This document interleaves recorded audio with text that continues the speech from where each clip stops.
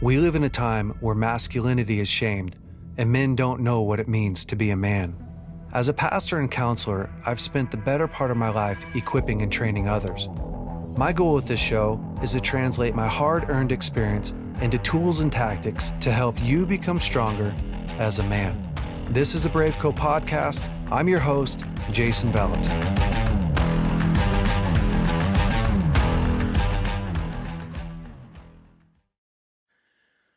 Hey, BraveCo men, welcome back. This week's podcast, I have my most special, second most special guest here.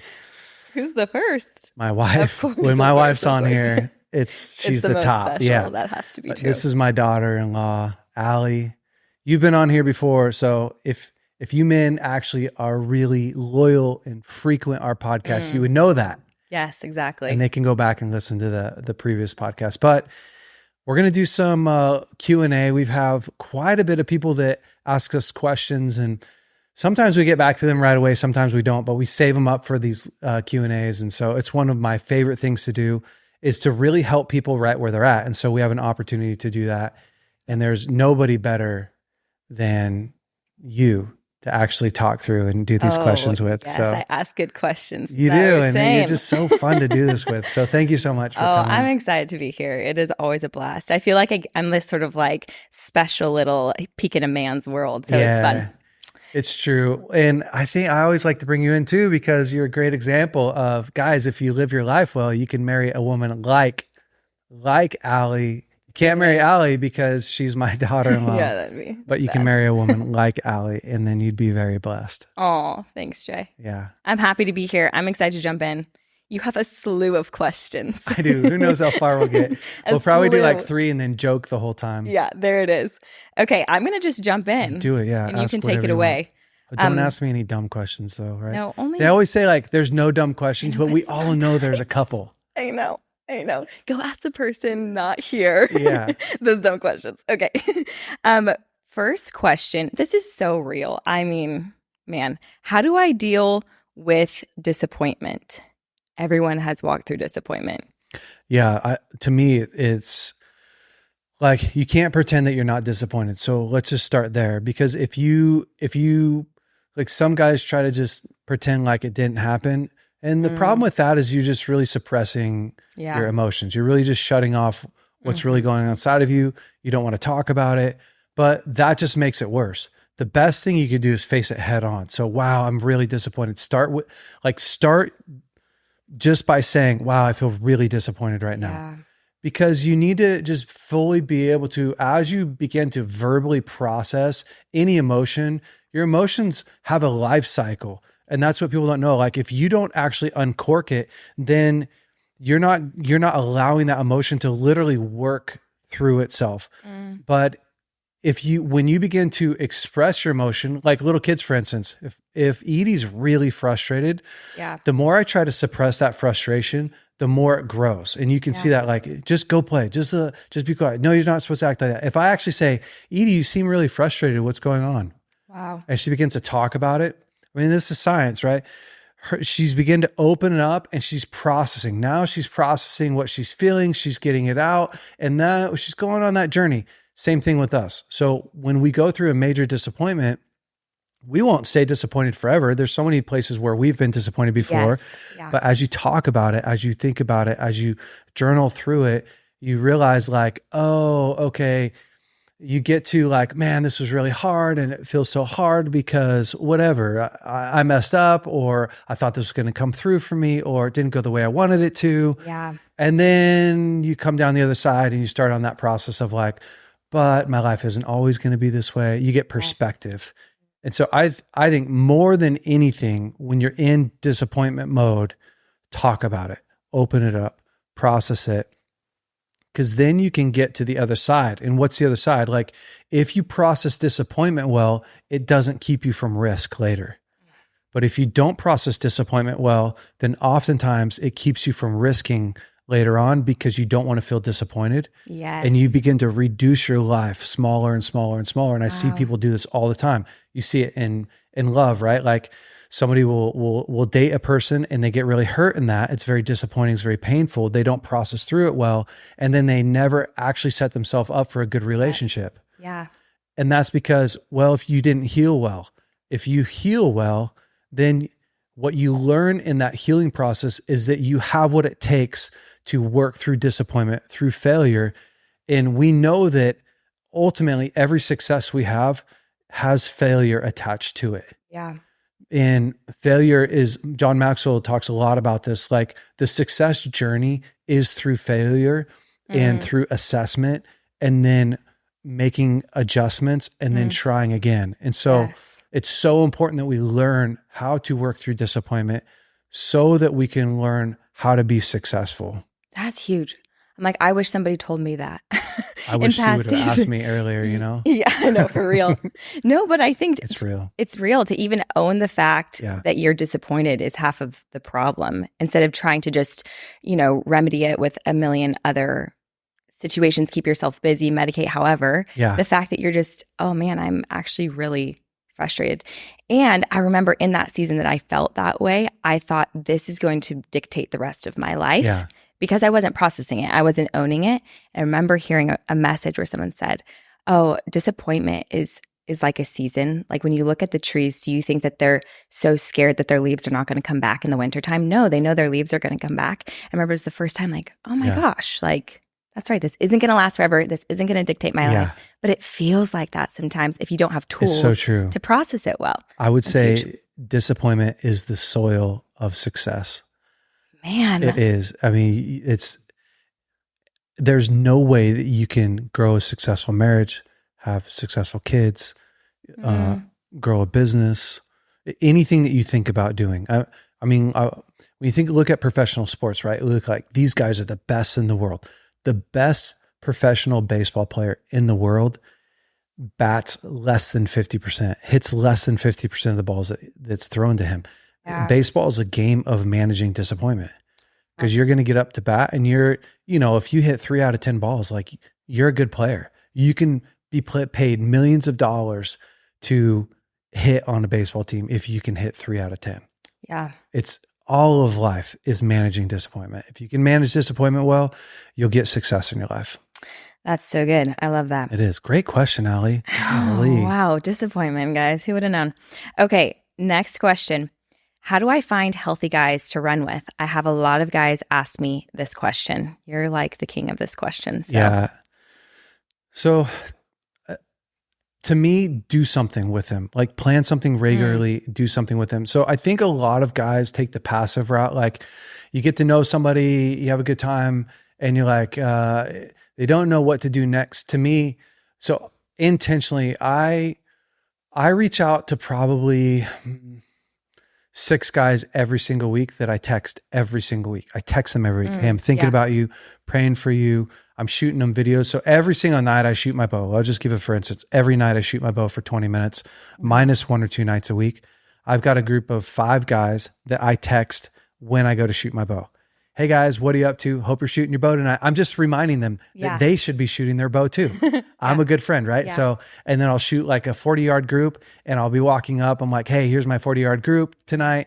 And they're probably like, oh, whatever, Ahab and Trey, and I'm calling them out now. But often what happens in that group is all those guys feel connected, right? Men don't rally around like coffee. We rally around these things that we do, these challenges that we face. And so what I found is like, if I keep these men looped in on my every week, I have a friend, Chris Lamb, who I work out with 4 days a week. And then our families hang out. So I probably see him. Some weeks I see him 6 days a week. Yeah. And it's like little things. So, hey, our kids are going to go 6 o'clock. It's 6 o'clock at night. We've got an hour before bed. We're going to go for a bike ride. You guys want to come?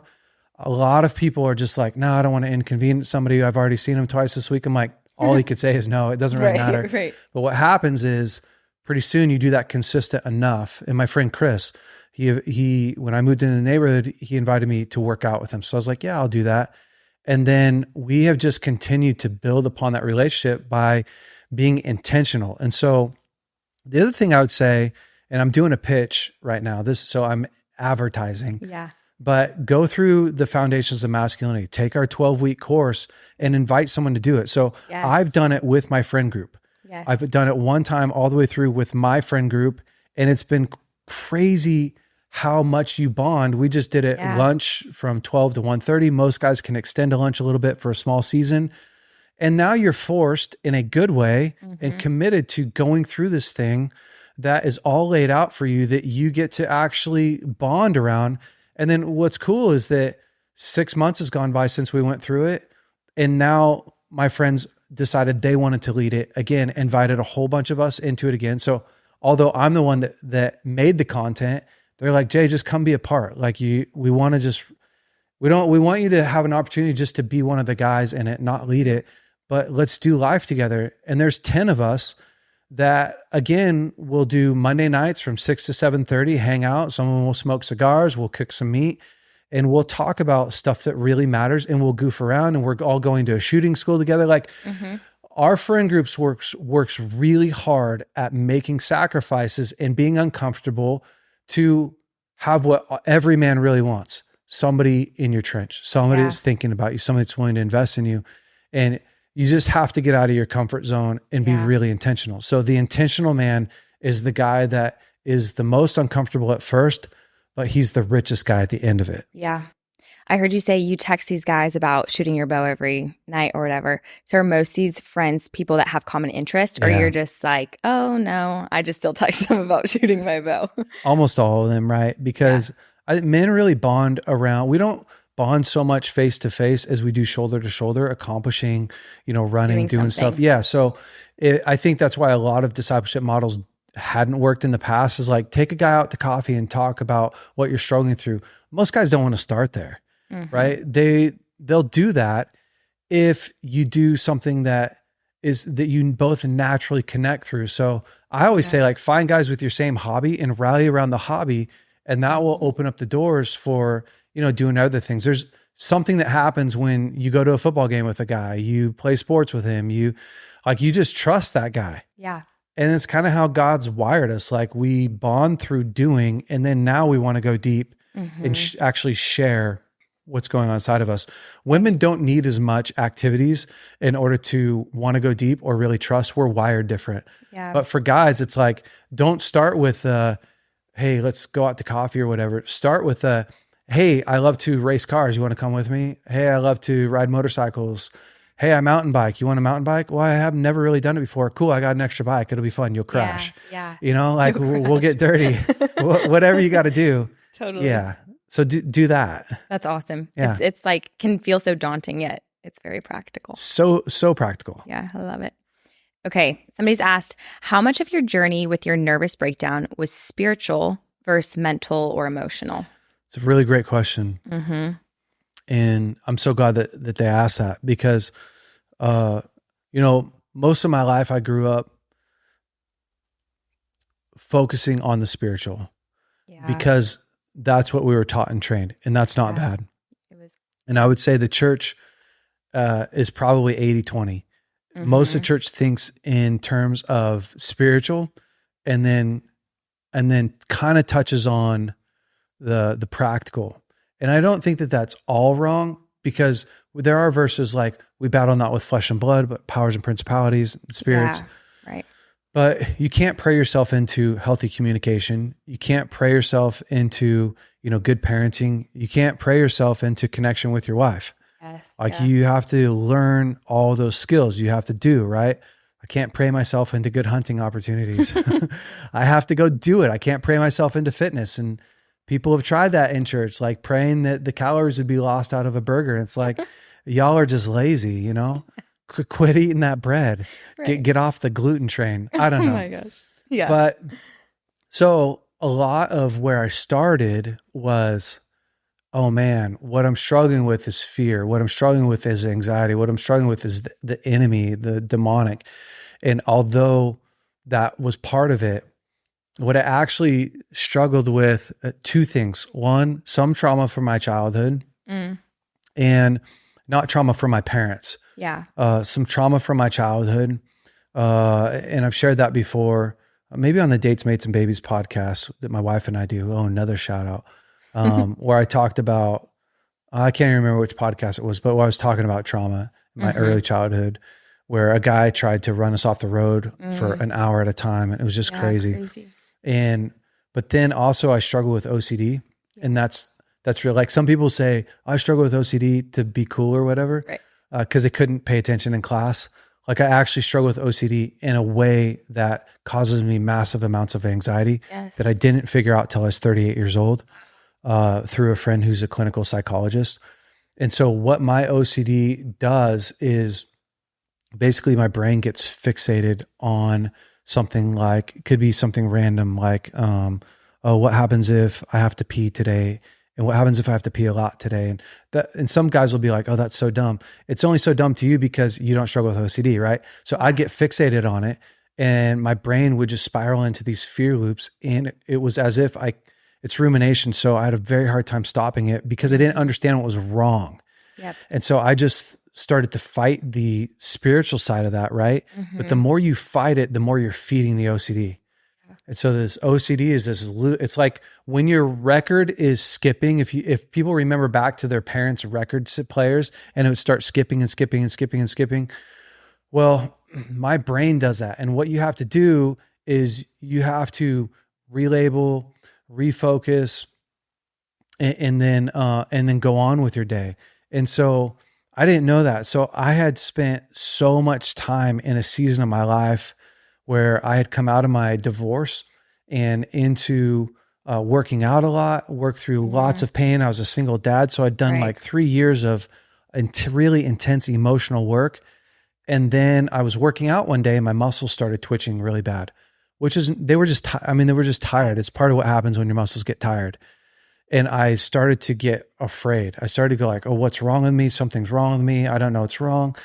And I literally wore myself out for months with my muscles are twitching. Well, stress also, it's not only fatigue, but then stress, right? Actually, so I did those two physical things. Yeah. And then once that happened, real physical stuff started to happen. So anyways, my nervous breakdown was a result of my mental breakdown and my OCD. I didn't actually know what was happening. So now that I have the tools on this, here's the honest truth. Oh, well, and once I got so overwhelmed and so afraid and so tired, then the spiritual kicked in crazy. Really? And I've told this story before, but like I'd wake up at night and see a demon, like not as see a demon in my mind or not sense, like actually my eyes are open. It's in front of me. My first reaction is to kick it. Not because I'm brave. I was terrified. And I broke my toenail on my dresser. Bam. I have not heard this story. Yeah, it was crazy. And I had a roommate at that time. And he goes, bro, you okay? I was like, holy crap. Yeah. But so it's like the spiritual and the physical are so connected. That a lot of times you can't have one without the other. And so, man, they just worked me so hard. And, knowing what I know now today, though, like I'm off all of my medication that I had to get on to get out of that season, simply because I didn't know how to manage my OCD. And so now, because I know how to manage my OCD, it's almost not a factor in my life. And I do it almost now unconsciously or subconsciously, but I've really had to work to manage that part of my life. Yeah. Somebody asked a question about OCD. It says, can I one sec too? Oh, sorry. That I just remember. No, you're good. I also was deathly deficient in vitamin D. So those two things played a real factor. When I went in and got tested, because they didn't know what was going on. So I had cancer tests, rheumatoid arthritis tests, and MS tests. And they found that I was so deficient in vitamin D. So that's also what happens. My physical body got so low. Like vitamin D is one of the hormones that you have to have or your body won't function anymore. Right. It functions like a hormone, doesn't it? Yeah. And so I was taking 100,000 IUs several times a week just to get up to, and like a normal dose, like if you go and buy vitamin D at the store, like a normal dose is 2,000 IUs. I was taking 100,000 IUs several times a week just to get back up to normal. So there you go. That's great. Yeah. Yeah. This person's asked a question about OCD. They said, I have intense OCD themes and the body's response to OCD. How can I break fear and ritual cycles? So you shared a little bit, but maybe you could go a little bit more in depth about how you have learned to cope and manage those fear cycles. Yeah. So here's what I would tell them though. I would say that they should invest, and I use that word on purpose. Yeah. And invest in seeing a clinical psychologist who specializes in OCD, because they will literally tailor make a plan to help you figure out how to work through it. Right. Yeah. And I would say use my testimony as fuel to know that it's going to pay off. Good. So, cause a lot of people look at that and they go like, man, that's $350 an appointment. It's like, yeah, but you're not going to do that forever. You're going to do that for 6 months. Right. So you're going to invest $3,000 into like changing the way that you think. Massively worth it. So for me, there's 3 steps if you're struggling with OCD that are very crucial, and they're 3 R's. So you first have to recognize, then you have to relabel, and then refocus. And the better you get at these 3 R's, the much better you'll be able to manage this area of your life. And so basically what happens is, again, people get fixated on, it could be germs, right? Like, oh my gosh, they get so fixated and so afraid of this phobia. Right, like there's germs everywhere. And if I touch this, then I have to like, and constantly thinking through, like I touch this person's hand and I wonder where they were. And there's this hyper fear. And so if you understand that, like, that's just your brain getting stuck. All of us, all of human beings have the same type of thoughts that go through their head, but they don't often get stuck for everyone. And so you may in your brain, you may go like, wow, I touched this person's hand. I wonder if it's clean. And then your brain just goes, it's not that big of a deal. Like I've touched thousands of hands before, and you just keep on going with your day. Right. Well, somebody that really struggles with OCD, their brain gets stuck on that, and then they dive deep, and then it just bores this deep hole of like, it's unending. And so instead of fighting it, the first thing that you need to do, and there's this phrase that people who struggle with OCD are given, it's not me, it's OCD, right? So if you start to understand like, this isn't actually even me, it's not necessarily even rational. This is just what OCD does. And so I literally treat it like it's another person. Yeah. Like it may be the devil, it may be somebody else's thoughts. It's OCD. Like it's this thing out here that I don't have to put a bunch of time, effort, and energy. I don't have to try to solve it. I don't have to figure out the algorithm. I don't even have to pay a bunch of attention to. So I've recognized that what's happening in me is I've started this OCD spiral. Great. And now I'm relabeling it. That's not me. This isn't for me to solve, because there are things in life that we do have to solve. A train's coming at me. I feel a lot of anxiety. Right. I should probably get off the tracks. Totally. But OCD will make you feel like a train's coming at you when you're standing in the middle of the forest. You're like, oh my gosh, what if this crazy thing happens and you can just spiral through life like that? And so, that's OCD right there. And now I need to relabel. That's not me, that's OCD. And now what I need to do is I need to refocus. So part of what happens is your brain is stuck in that loop and it's looping. And so the science shows us that if you can refocus your mind, your attention, your energy for a short period of time, it's not even long periods. It's like, 1, 2, 3 minutes. If you can refocus your time, your brain can't do 2 things consciously at once. Wow. And so you can't sit here and write a thesis and think about how you're going to cook dinner tonight. You can't do it. It's impossible to do. You can do one or the other, but you can't do both. And so your brain, it gives your brain a chance to get out of this groove and to reset into this one. And so there's so many different techniques to resetting. Like one of them that my psychologist gave me was reading a book backwards. Holy. You know how hard it is to read a book backwards? Start at the last page, start at the bottom, and read it backwards. It takes so much effort and energy. You're not thinking about this thing over here, right? Right. And so if you can get your brain to reset, then it's not skipping anymore. Now you can go on with your day. If I put you on a jet ski, which you and your husband have jet skis, and I hit go, and you're zipping across the lake. Like you're not thinking, I wonder what bills I have to pay. I wonder if my extended warranty is still good on my car. Or like you're not thinking about those things. All you're thinking about is, I better freaking hold on. I better pay attention to what I'm doing. Oh my gosh, this is so fun. And now your brain's in a different groove. Okay. So for me, this is the most important thing. Don't fight the OCD. Don't try to solve that battle. Don't try to read a million scriptures to like get the truth in, to hold on to it so you don't lose and forget who you are. Right. That's the battle. That's the OCD battle. What you want to do is just refocus. So what I did, and this is going to sound so biblical, and if you know me, you know that I'm not like hyper spiritual. I don't walk around whatever, talking about all the stuff all day. I just found that this worked the best. Totally. I would get into crazy thankfulness.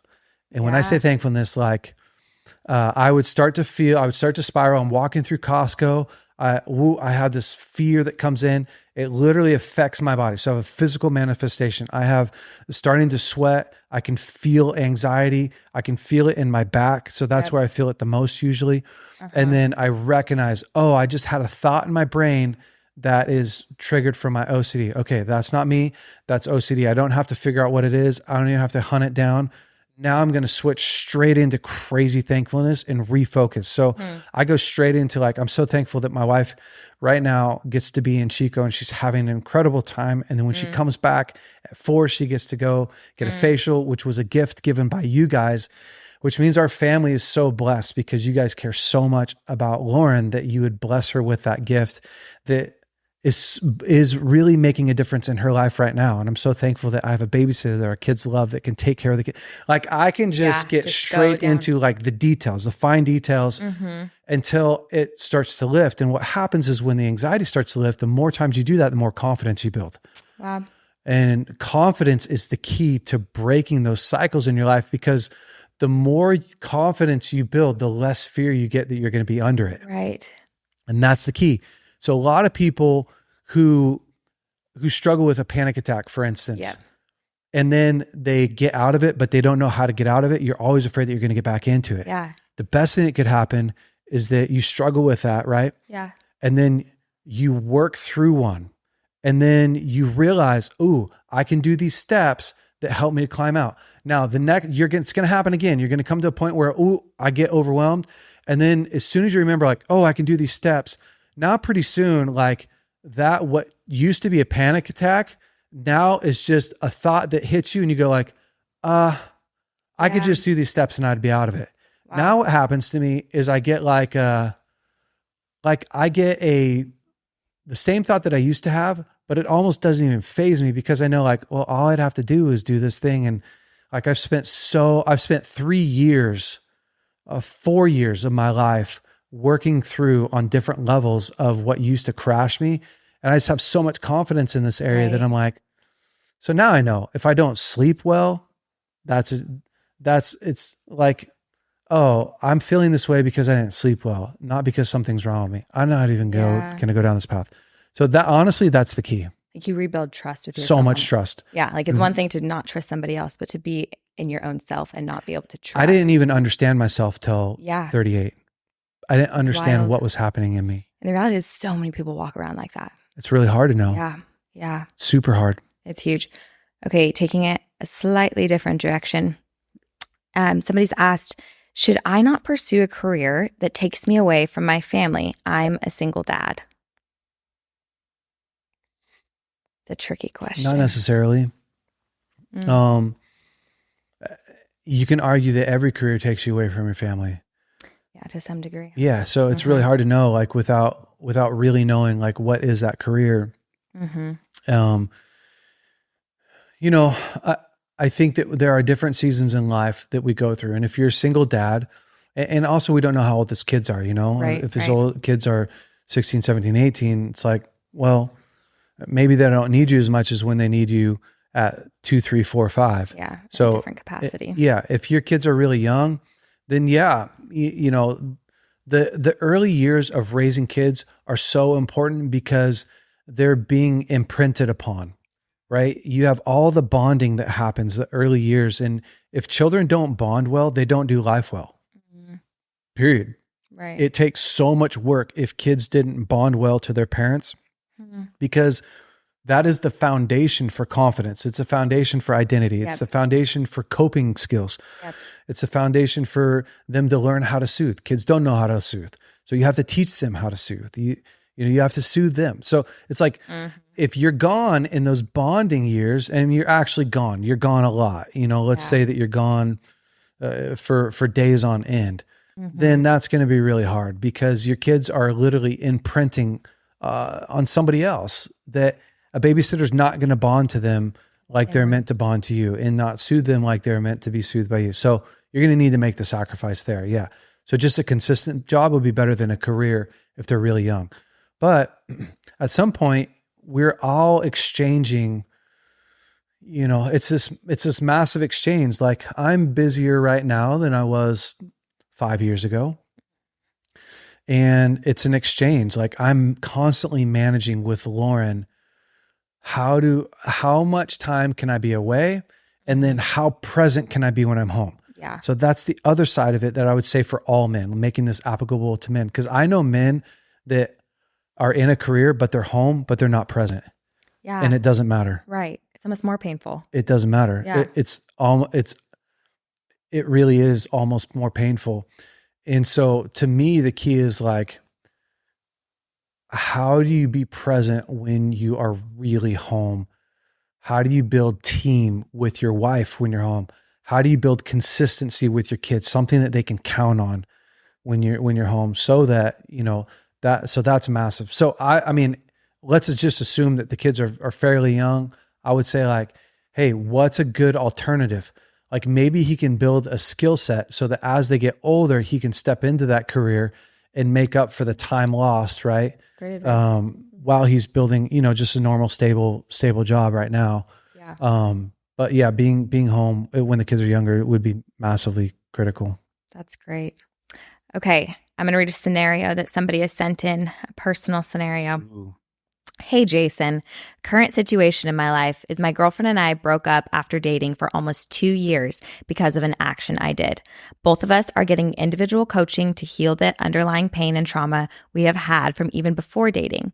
We care about each other deeply, but are in a wilderness season. My question is, as I circle back to, is I want to work things out with her, but I don't know if she ever will. Any advice on this would be great. Yeah. Thanks.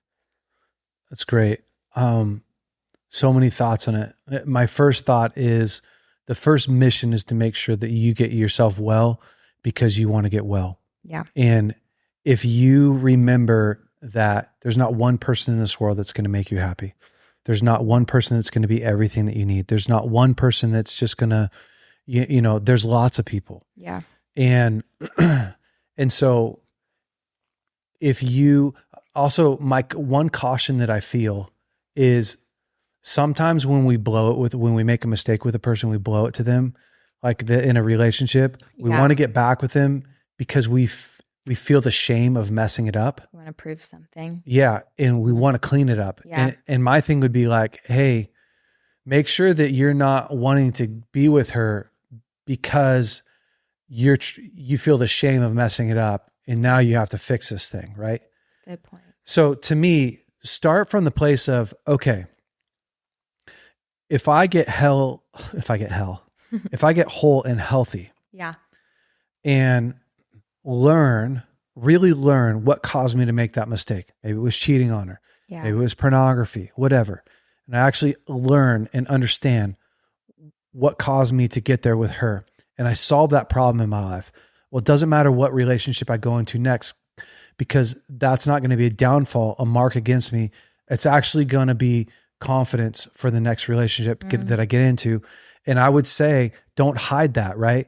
Because like, what you want to do is, anytime you weaponize a weak area in your life, it used to be really weak. Yes. You struggled with it for a long time, but now you've overcome it, and you have the track record to prove that you overcome it. And not just you overcome it because you can gut it out, but you overcome it because you understand how you got to where you're at and you solve the problem. Now I can explain that.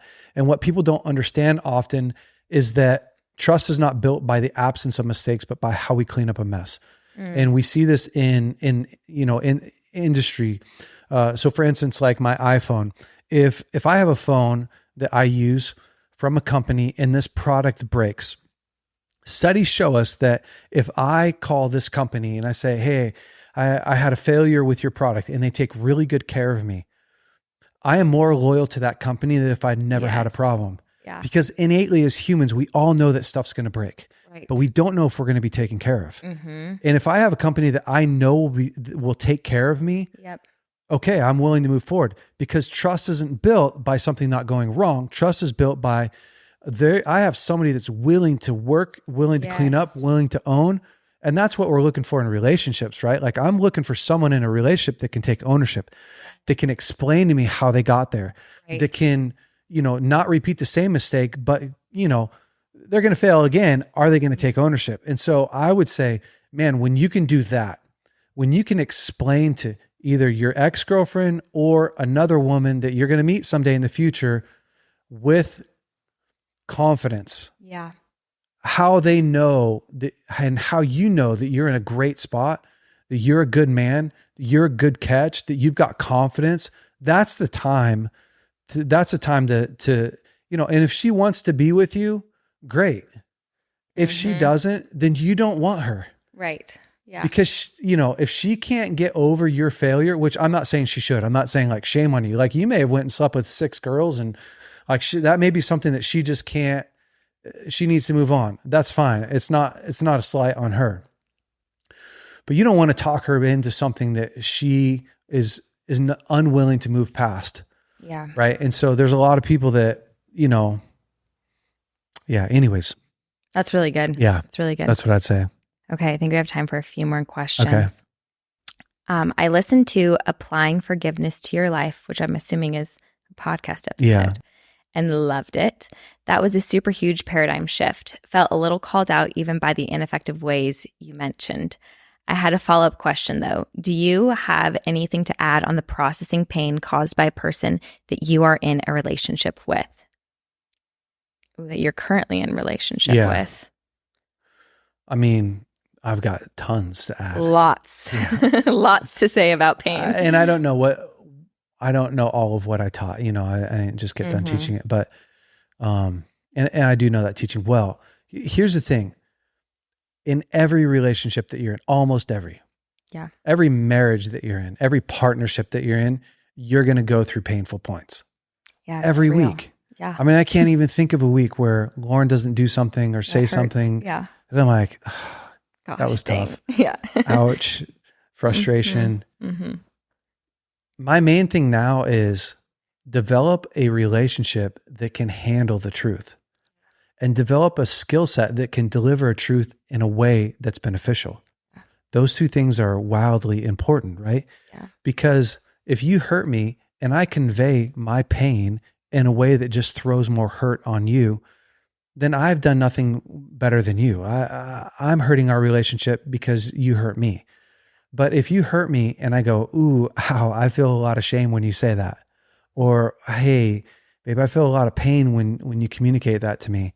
Well, it sets her up for going, ooh, tell me about your pain. Or it sets us up for success. So I think part of it is when people don't have good communication skills and ways of expressing their emotions and their disappointment and their pain, and then really good conflict resolution skills, it's just one slippery mess after another, because you have to be perfect in order to be me to be fine. And I have to be perfect in order for you to be fine.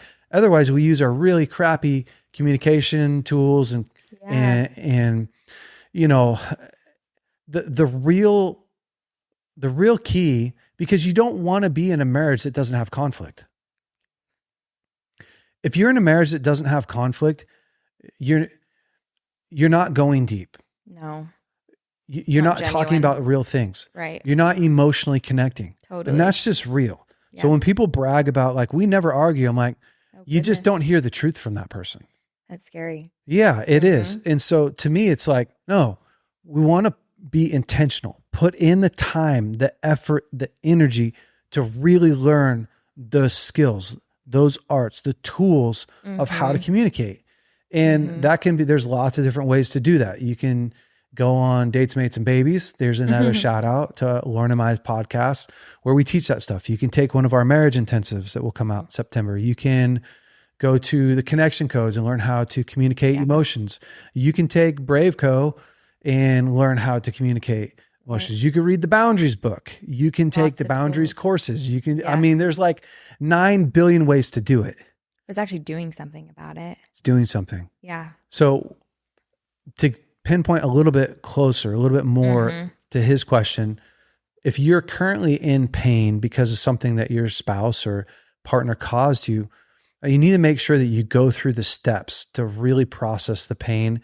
But then what will be helpful, because you can go through those 6 steps of processing pain and it still won't solve the issue with her. It will solve the issue inside of you.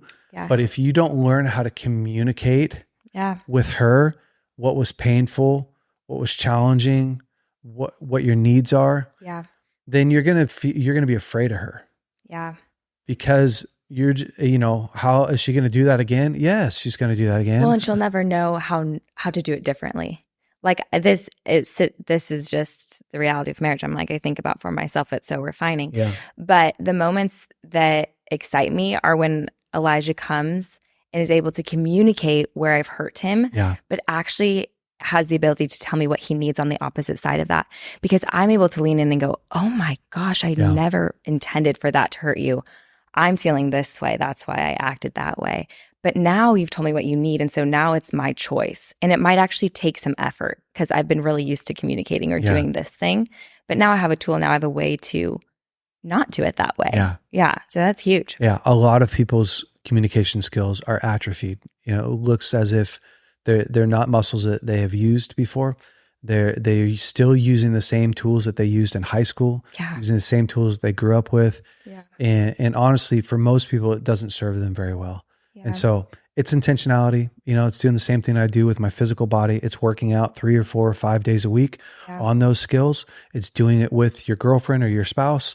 It's being intentional. It's underlining. It's learning. It's practicing. It's failing. It's taking ownership and doing it again. Yeah. And so, I told my daughter this morning, she's 3. I said, Edie, anytime you learn a skill in your life, you get to keep that for the rest of your life. Yeah. If you learn how to make bread, if you learn how to plant flowers, if you learn how to garden, that's what you want to pour your time, effort, and energy into because you have it for the rest of your life. You can upgrade your life. This is what I tell men all the time. And now I'm getting on a tangent, but if you learn how to fish, you have that skill the rest of your life. Yeah. If you learn how to shoot guns, you have it the rest of your life. You can hand it down, you can pass it on. Yeah, nobody can take it from you. Communication's the same way. You're going to talk for the rest of your life. Yeah. And the depth of your relationships, the depth of joy and gratitude and effectiveness in your relationships comes down to your ability to manage and communicate and interact. And man, if we shouldn't put so much time every week into learning that and becoming an expert at it, I don't know what else is more important. It's really good. Really, really good. Last question. Oof. We're on the same page. Okay, last one. I love this one. As a woman, is it unhealthy for me to expect my partner to be able to meet my emotional needs the same way my female friends do? I've been told that men will just never be able to fill that need for me, but it's hard for me to accept that I won't find a man to meet me with the same level of emotional intelligence and tension that I receive from my girlfriends. How to throw a woman's question in there. Yeah, I love that. Women and men are so different. And we interact way different. Totally. Our first response is different. My wife's first response is an emotional response. It's going to be almost always like oh wow, tell me about that. My first response is, oh wow, how can I fix that? So real. Oh my God. I either want to fix it or I don't want to hear about it. Yeah. Like, no, what are we doing about that? Yeah. Yeah. Hers is, let's explore all of that.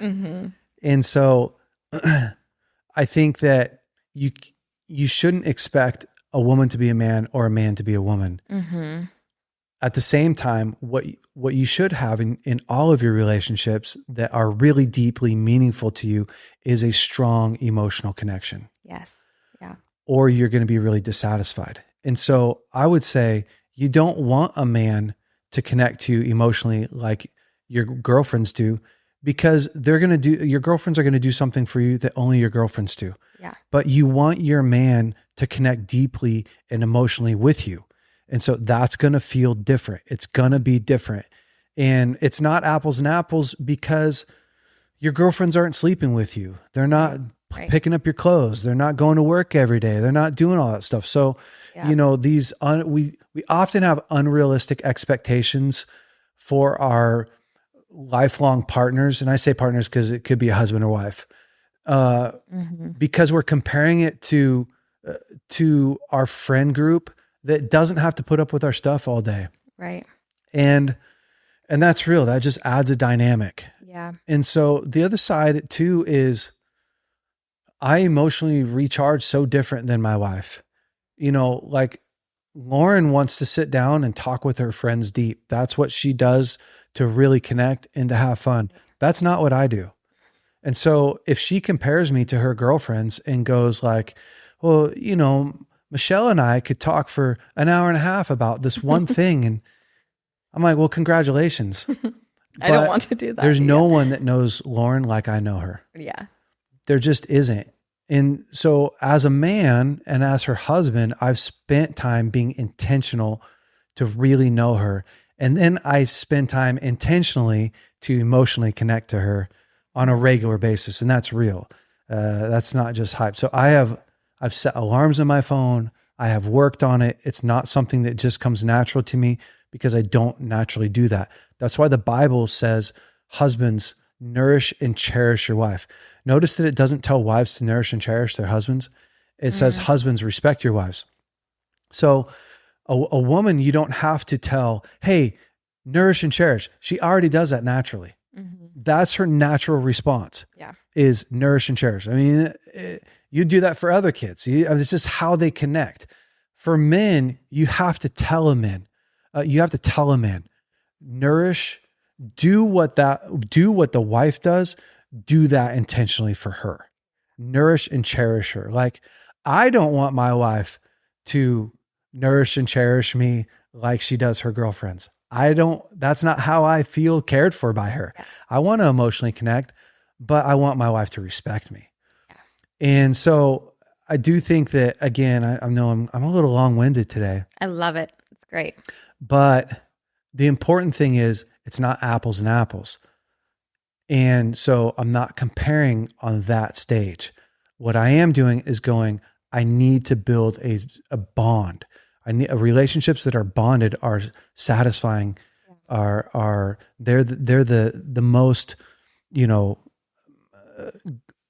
deepest gratifying relationships that you can have. So I need a husband. I need a man that's willing to grow and learn, to understand me, to express his emotions, to set healthy boundaries with me. But it's not going to feel like what a woman feels like. Yeah. It's going to feel different. Right. So that's so good. Oof. Wow. Thanks for having me. Al pal. It was so fun. Thank you so much for coming on today. It's a blast. You're the best. All right, BraveCo men. Hopefully you guys learned something this week, and keep sending in those questions because we like them. They're so much fun. So fun. Yeah. Have a great week. See you guys. Hey guys, thanks so much for listening to the BraveCo podcast. If you like this podcast, would you please rate it, review it, leave us a great comment. And if you like this episode in particular, share it with your friends and family. That helps us to spread the word. Guys, stay brave. We'll see you next week.